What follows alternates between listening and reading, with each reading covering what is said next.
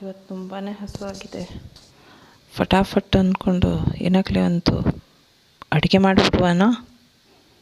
ಬನ್ನಿ ಹಾಗಾದರೆ. ಸಿಂಪಲಾಗಿ ರೈಸ್ ಐಟಮ್ ಮಾಡೋದು.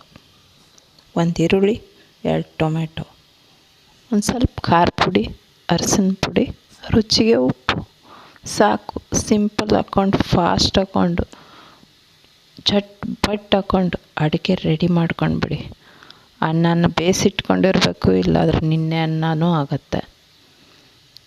5 ನಿಮಿಷದಲ್ಲಿ ನಿಮ್ಮದೆಲ್ಲನೂ ರೆಡಿ ಆಗುತ್ತೆ ಊಟ ಮಾಡಲಿಕ್ಕೆ. ಮತ್ತೇನು ಬೇಕು ಇನ್ನು? ಬನ್ನಿ ನೆಕ್ಸ್ಟ್ ನೋಡುವ.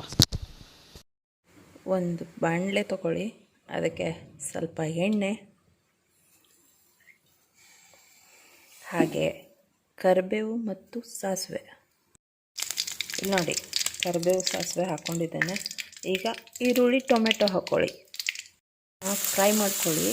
ಚೆನ್ನಾಗಿ ಫ್ರೈ ಬಂದಿದೆ ನೋಡಿ. ಈಗ ಇದಕ್ಕೆ ಮಸಾಲ ಮ್ಯಾಗಿ ಅವ್ರದ್ದು ಇದನ್ನ ಹಾಕಿ. ಇಂಥ ಸೂಪರ್ ಟೇಸ್ಟ್ ಬರುತ್ತೆ ಅಂದರೆ ನೀವು ಮತ್ತೊಂದು ಸಲ ಮಾಡ್ಕೊಂಡು ತಿಂತೀರಾ, ಅಷ್ಟು ಚೆನ್ನಾಗಿ ಟೇಸ್ಟ್ ಇರುತ್ತೆ. ಫ್ರೆಂಡ್ಸ್, ನೀವು ನನ್ನ ಚಾನಲ್ಗೆ ಹೊಸಬರಾಗಿದ್ದರೆ ಚಾನಲ್ನ ಲೈಕ್, ಶೇರ್ ಆ್ಯಂಡ್ ಸಬ್ಸ್ಕ್ರೈಬ್ ಮಾಡಲಿಕ್ಕೆ ಮರಿಬೇಡಿ. ಈಗ ಖಾರ ಪುಡಿ, ಅರಸಿನ ಪುಡಿ, ಹಾಗೆ ರುಚಿಗೆ ತಕ್ಕಷ್ಟು ಉಪ್ಪು ನಿಮಗೆ ಬೇಕಾ ಮಿಕ್ಸ್ ಮಾಡ್ಕೊಂಡು